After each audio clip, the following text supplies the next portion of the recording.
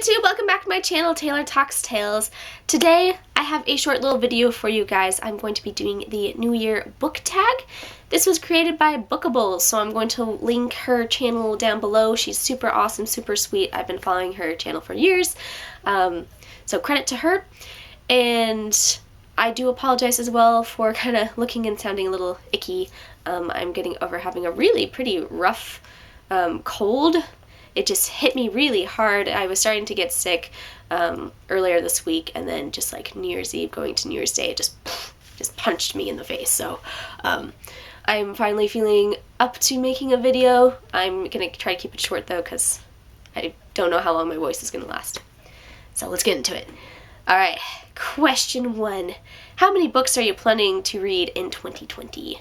So I am shooting for 125. I've never shot for 125 before. My goal is usually 100, so this is a little bit ambitious, but I think I can do it because one of my big things is I'm weeding out, social media for the most part, except for YouTube, because I get a lot out of YouTube, and I enjoy making videos and interacting with people in the community. Goodreads, because it's sort of almost like a tool for me. It really adds to my reading experience, and I love that website. And then Facebook, because I kind of feel like I have to keep it because I'm just connected to people. It's the only way I can get a hold of them is through Facebook or Facebook Messenger. But I'm going to be limiting my time on that website. So by doing that, and also because I'm weeding out things that just take up time, but I don't get enjoyment out of it, so stuff like that's going away, and just being more organized with my time, because I do feel like I can waste a little bit of time. So if I focus on what I really enjoy, which is reading, writing, watching movies, running, sort of my hobbies like that, and maximizing my time, I should be able to get the 125. If I don't, I'm still not going to beat myself up over it. I think shooting high, and even if I don't make it, I'll still get close, and that would still be awesome because that still means I read a lot. So ultimately though, 125 is my magic number. 2.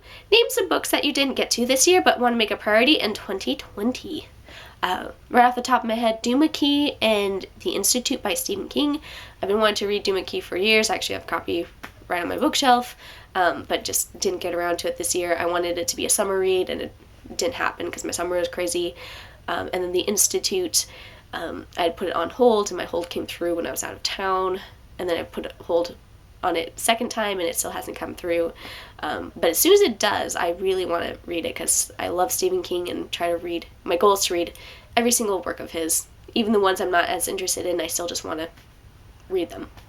So that's that. Also, the Blade Itself by Joe Abercrombie. I've been wanting to read that pretty much for like the last 6 months, so I definitely plan on getting to that. And if I like it, then I'll read the whole trilogy. The Grace Year by Kim Liggett.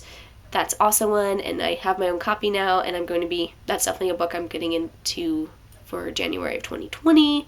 Family Upstairs by Lisa Jewell. I was about to get started on it, but it didn't, that's probably going to be the first book I complete of 2020, because I just started it, and so far it's very good. The Devil Crept In by Anya Alborn, because I read Brother, and that's inspired me to read a lot more of her work. This Is How You Lose a Time War by Amal El-Matar.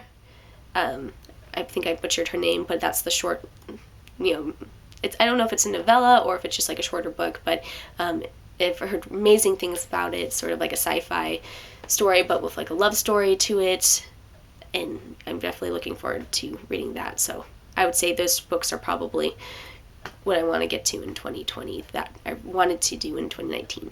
I am also interested in finishing Bunny by Mona Awad.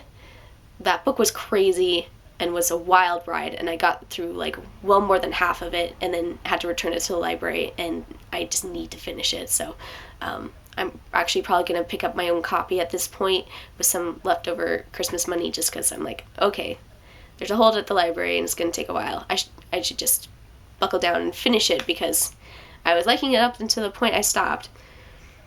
Alright, question 3. What genre do you want to read more of?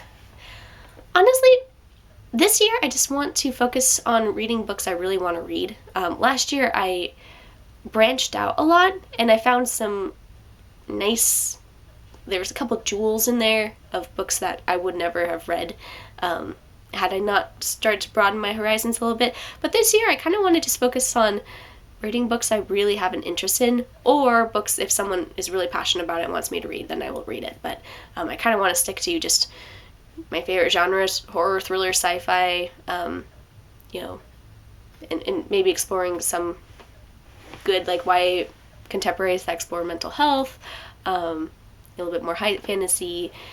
So I don't want to like get stuck in a rut of any one genre, but I'm not gonna try to read everything. I'm just gonna read what I'm passionate about. All right, 4. I can count. 4. Name 3 non-book related goals for 2020. All right, first one is I'm gonna be running a half marathon again. It's been a couple years since I've run a half marathon because my running kind of took a slide in my personal life because a bunch of stuff going on. But I'm running in the Lake Sammamish half marathon in March, so I'm looking forward to that.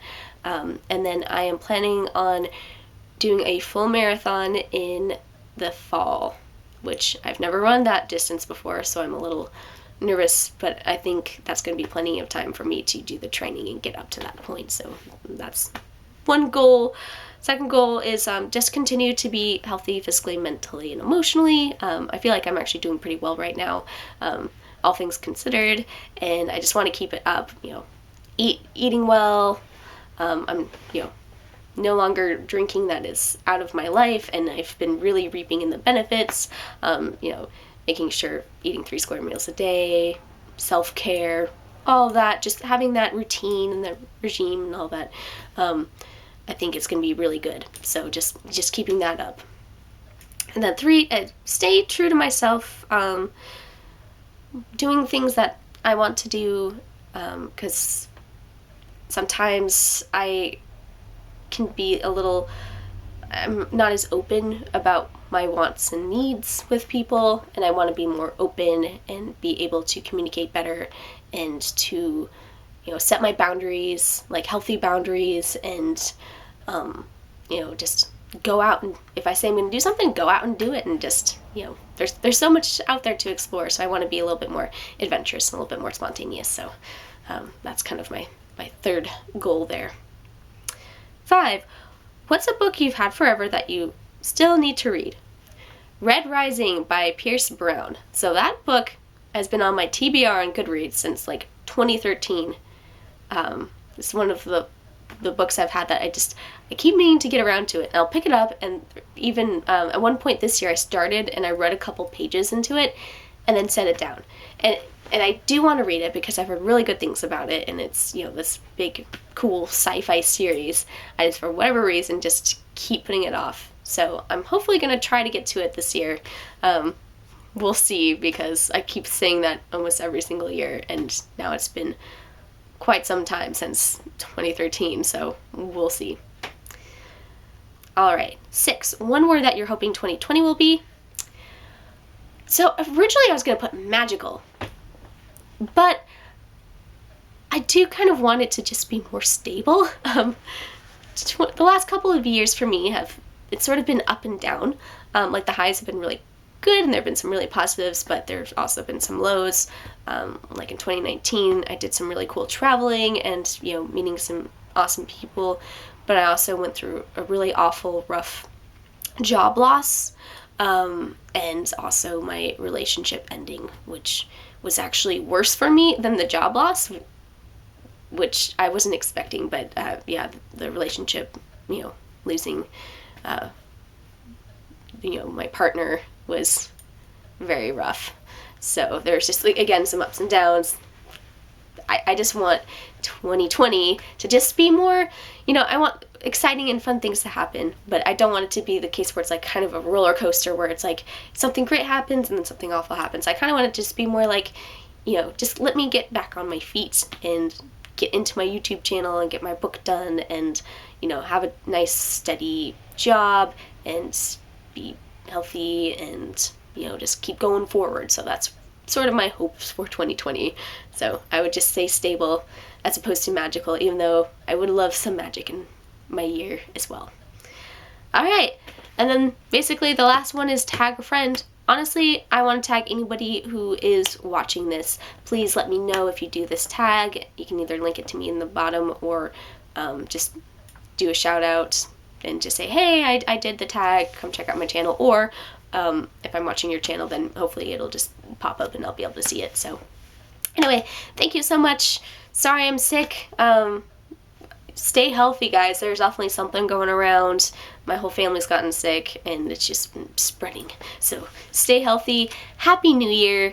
Can't believe we're in 2020 already. It just blows my mind. I'll be celebrating my 10-year high school graduation in this like May or June. And I'm like, this is just weird. This is just bizarre. So anyway, thank you so much. Have a wonderful day. Happy reading, and I will talk to you guys later.